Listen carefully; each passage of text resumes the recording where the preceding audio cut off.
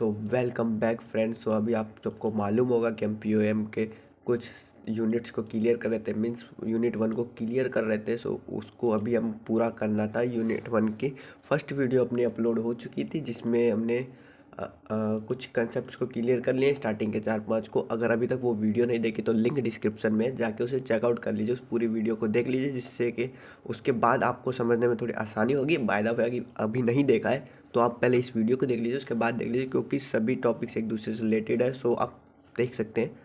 But अभी start करते हैं, हम आगे हमें क्या क्या पढ़ना है ये चेक कर लेते हैं। सो हम अपने पहले सिलेबस पे जाते हैं। ये हमारी वेबसाइट है, आप यहाँ पे आके चेक कर सकते हैं syllabus. And then first semester clear कर रहे हैं पीओएम का सिलेबस। ये रहा, हमने यहाँ तक क्लियर कर लिया है। अब इसके बाद हमें ये समझना आज management as social system, concept of management, administration, organization. इन तीनों को कंसेप्ट को क्लियर करना है, और management skill and manage levels of management. So हम अपनी वीडियो को कंटिन्यू करते हैं। Let's start.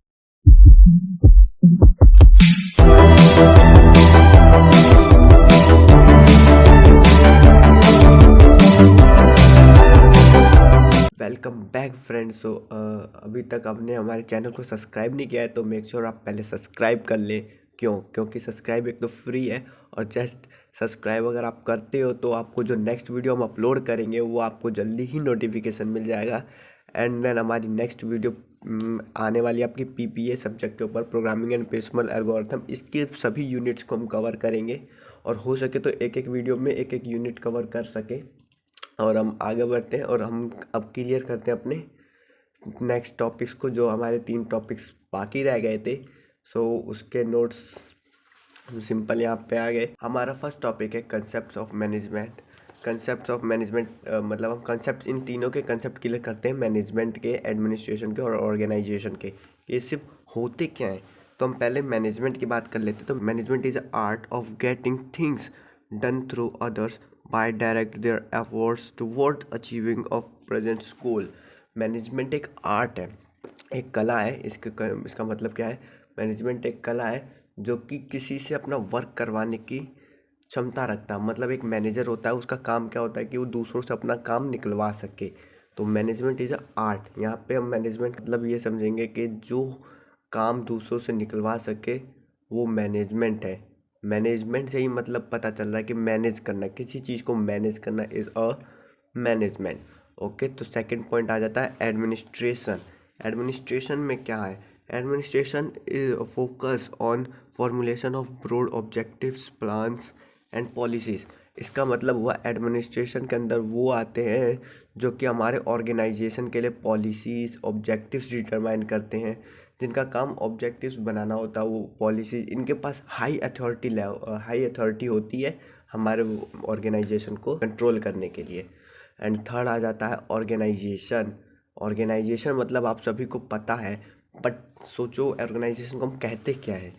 Just think organization is any group of peoples formed into a body, persons or to purpose certain specific objectives। Organization का मतलब वो है जहाँ पे बहुत से ग्रुप हो, मतलब लोगों के ग्रुप्स हों, बहुत लोग हों, और वो मिल के सिर्फ एक वर्क को अचीव करे, एक ऑब्जेक्टिव्स को अचीव करे, वो ऑर्गेनाइजेशन होता है।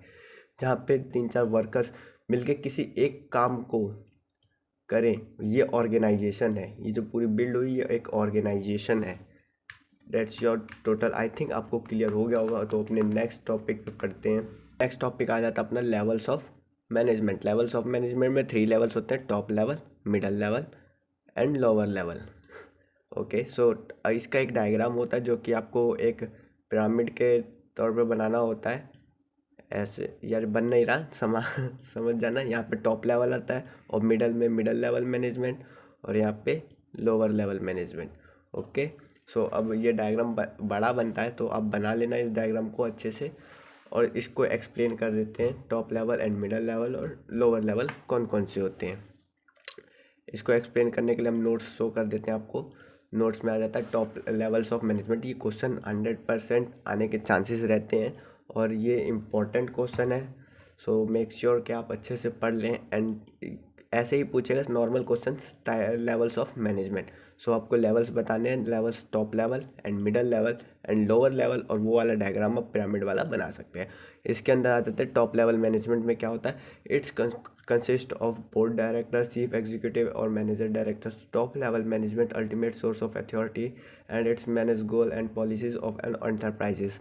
ये इसके यहाँ पे जो लोग आते हैं टॉप में, कौन से लोग आते हैं, जो बोर्ड डायरेक्टर्स होते हैं या चीफ एग्जीक्यूटिव CEO होते हैं, ये सब आपके टॉप लेवल मैनेजमेंट में आ जाते हैं, जिनके पास फुल अथॉरिटी रहती है और वो मैनेज ही करते हैं यार, वो कंपनी के ऑनर्स होते हैं एक तरीके से।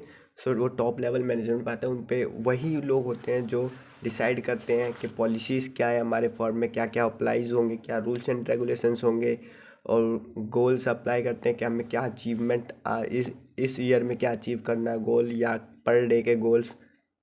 और टॉप लेवल मैनेजमेंट के रोल क्या क्या होते हैं ये देखें। Top management lies down the objectives of broad policies and enterprises, जो कि अभी हम बता चुके हैं, पॉलिसीज़ को, ऑब्जेक्टिव्स को बनाते हैं। एंड सेकंड आ जाता है it's prepare strategic planning and policies for the enterprises. ये स्ट्रेटेजिक प्लानिंग, ये प्लान्स प्रिपेयर करते हैं कि उस ऑब्जेक्टिव्स को हमें अचीव कैसे करना है, देन उनको परफॉर्म कौन करते हैं, middle level and lower level management. So अब टॉप लेवल मैनेजमेंट का सबको पता चल गया। सेकंड आ जाता है आपका middle level management. Middle level management, the branch managers and department managers consist middle level, they are responsible to the top level for the functioning of their department. Middle level पे आपके sales executives भी आ जाते हैं, और ऐसे मतलब sales manager, जितने भी मैनेजर्स होते हैं कंपनीज़ में, वो सब मिडल लेवल में आ जाते हैं। और मिडल लेवल मैनेजमेंट में, जैसे कि आपको मिडल लेवल मैनेजमेंट में जो भी आते हैं वो क्या करते हैं, टॉप लेवल और लोअर लेवल के बीच में होते हैं, और इन सब के रिलेशनशिप को मेंटेन करके रखते हैं मिडल लेवल मैनेजमेंट। और इसके अंदर जो वर्क परफॉर्मेंस करते हैं मिडल लेवल, वो है they execute the plan of organization in accommodation with the policies and directives of the top level management. ये जो प्लान्स बनाए गए हैं, अभी ऊपर प्लान्स बनाए थे, मतलब ये टॉप लेवल मैनेजमेंट प्लान्स बनाते हैं, और मिडिल लेवल मैनेजमेंट उस प्लान को एग्जीक्यूट करवाते हैं, करते नहीं हैं, करवाते हैं। और वो भी जो पॉलिसीज़ हुए उनको देखते हुए, यानी कि रूल्स भी बनते हैं इनको कि ये नहीं करना, वो नहीं करना। सो उन सबको जो परफॉर्म करवाता है वो मिडिल लेवल मैनेजमेंट आगे सेंड कर देता है। Okay, it's also spend important report and other important data to top level management. और ये जो वर्क परफॉर्मेंस चल रही है अपनी, ये सब टॉप लेवल मैनेजमेंट जो ऑनर्स हैं हमारी कंपनी के, उनको मिडिल लेवल मैनेजमेंट में जो लोग हैं या जो वर्क कर रहे हैं middle level management, as a middle level management, वो रिपोर्ट रेडी करके देते हैं कि हमारी वर्क परफॉर्मेंस इस तरीके से चल रही है, या हमारे वर्क को ये इस लेवल पे अब पहुंच चुके हैं, इसको हम अचीव करने वाले हैं, या एक्सेट्रा जो भी रिपोर्ट्स आती हैं वो सारी मिडिल लेवल देते हैं। नेक्स्ट पॉइंट आ जाता है आपका lower level management. Lower level management is also known as supervisor operative level of management. It consist supervisors, foreman, seniors officers, superintendents etcetera. Lower level management पे वो एम्प्लॉयज़ आ जाते हैं जो लोअर लेवल पे वर्क करते हैं, वो उनके अंडर में सभी वर्क एम्प्लॉयज़ करते हैं। ओके, सो इनका फर्स्ट रोल क्या होता है ऑर्गेनाइजेशन में, फर्स्ट आ जाता है assign of jobs and task to various workers. ये सभी प्रकार, मतलब ये वर्कर्स को हायर करते हैं एंड उनको टास्क अप्लाई करते हैं जो उनके ऑर्गेनाइजेशन को अचीव करने में, ऑर्गेनाइजेशन गोल को अचीव करने में हेल्प करे। They guide and instruct workers to for day to day activities. अब ये वर्कर्स को अब वर्क देते हैं डेली एक्टिविटीज़ के लिए, क्योंकि सभी को मालूम है अगर कोई बड़े ऑर्गेनाइजेशन के गोल्स को अचीव करना है तो उसको हमें ब्रेक डाउन करना पड़ेगा स्मॉल स्मॉल उसमें प्रॉब्लम्स में या स्मॉल स्मॉल टास्क में, जिसको डे टू डे कवर किया जाएगा, जिससे हमें ये पता चल जाएगा कि ये ऑर्गेनाइजेशनल गोल हमारा इस टाइम तक अचीव हो जाएगा। सो वो डे टू डे टास्क को असाइन करता है सुपरवाइज़र या लोअर लेवल ऑफ मैनेजमेंट, जो कि अपने एम्प्लॉयज़ को देता है। And then they ensure discipline in the enterprises. और ये एंटरप्राइजेस में जो डिसिप्लिन आया है, डिसिप्लिन है, रूल्स एंड रेगुलेशन, उनको देखता है कि ये सब फॉलो किए जा रहे हैं या नहीं। एंड दे मोटिवेट वर्कर्स, ये वर्कर्स को भी मोटिवेट करता है, जिससे इनसे बेस्ट और बेस्ट वे में वर्क परफॉर्मेंस निकाल सके, जिससे हमारा ऑर्गेनाइजेशन का एम या गोल अचीव हो सके। ओके, सो नेक्स्ट टॉपिक आ गया आपका मैनेजमेंट स्किल। मैनेजमेंट स्किल्स क्या क्या होती हैं। पहले उससे पहले हम मैनेजमेंट देखते हैं। मैनेजमेंट क्या होता है? मैनेजमेंट आप सभी को पता होगा, किसी चीज़ को मैनेज करना। तो मैनेज करने के लिए आपको कुछ स्किल्स चाहिए होंगी, तो वो ही होता है मैनेजमेंट स्किल, जो कि बेसिकली हम अधिकतर हम आप कहीं भी पढ़ोगे तो 3 स्किल्स आपको ज़्यादा मिलेंगी। है तो और भी, but 3 skills is too important and it's sufficient for your examination. And the first is technical skill, second is conceptual skill and third is human skill या इंटरपर्सनल स्किल। तो पहले बात कर लेते हैं हम टेक्निकल स्किल की। किसी चीज़ के बारे में आपको थ्योरेटिकल पता है, आप उसको कर सकते हो, प्रैक्टिकली कर सकते हो, वो एक आ जाती है आपकी टेक्निकल स्किल। टेक्निकल स्किल आपको नाम से ही पता चल रहा होगा, किसी चीज़ को परफॉर्म अगर आप कर रहे हो सो वो टेक्निकल स्किल्स के अंदर आ जाती हैं। एंड सेकंड आ जाता है आपका कंसेप्चुअल स्किल। कंसेप्चुअल स्किल्स आपको मिडिल लेवल और लोअर लेवल मिडिल लेवल और टॉप लेवल मैनेजमेंट में ज़्यादा इंपॉर्टेंट है conceptual skills, and top level management में बहुत ज़्यादा इंपॉर्टेंट है।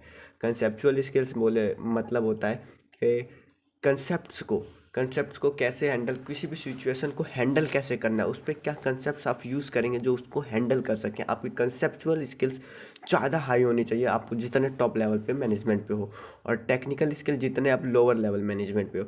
और ह्यूमन स्किल तो भाई मैनेजमेंट में सबसे इम्पॉर्टेंट है, क्योंकि ह्यूमन स्किल ही है जो मैनेजमेंट को परफॉर्म करता है। यानी कि मैनेजमेंट में हमें क्या करना होता है, दूसरों से अपना काम निकलवाना होता है। सो ह्यूमन स्किल अगर आपको आएगी तो ही आप दूसरों से अपना काम निकलवा सकते हो, आप दूसरों को मोटिवेट कर सकते हो। ह्यूमन स्किल मतलब हो गया था आप लोगों से अपना काम कैसे निकलवा सकते हो, वो तरीका, वो बताने का तरीका, वो समझाने का तरीका, दूसरों से वर्क अपने निकलवाने का तरीका ही ह्यूमन स्किल्स के अंदर आ जाता है। और बात कर लेते हैं हम टॉप लेवल ऑफ मैनेजमेंट में आ जाते हैं आपके ह्यूमन टेक्निकल स्किल्स बहुत कम होती हैं। मतलब आपको टॉप लेवल मैनेजमेंट में आना चाहिए कंसेप्चुअल स्किल, आपके कंसेप्ट क्लियर होने चाहिए, कंसेप्चुअल स्किल सबसे हाई होनी चाहिए, और ह्यूमन स्किल तीनों में होती है तो ह्यूमन स्किल्स भी होनी चाहिए, एंड टेक्निकल स्किल थोड़ी कम। टेक्निकल स्किल चल जाती है, but technical skill top level पे क्यों ज़रूरी है? बिकॉज उसे मालूम होना चाहिए कि जो भी वर्क परफॉर्मेंस हो रहा है उसे किस किस तरीके से हम कर सकते हैं, तो ही वो एक सही डिसीजन, सही प्लान ले सकता है, क्योंकि डिसीजन लेने का काम ही टॉप लेवल ऑफ मैनेजमेंट पे है। अब आता है आपका मिडिल लेवल मैनेजमेंट पे।